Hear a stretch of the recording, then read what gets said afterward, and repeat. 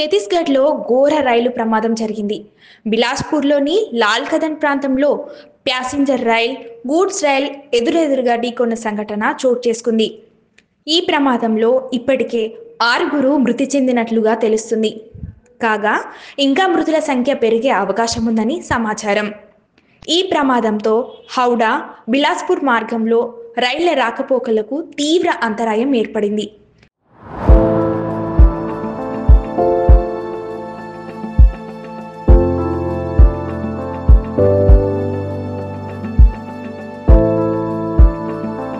రైలు పట్టాలు, electric, signal వ్యవస్థలు పూర్తిగా దెబ్బతిన్నాయి.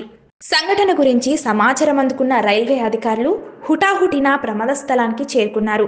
క్షతగాత్రులను ఆసుపత్రికి తరలించడం, రైళ్ల రాకపోకలను పునరుద్ధరించే పనులు వేగంగా జరుగుతున్నాయి.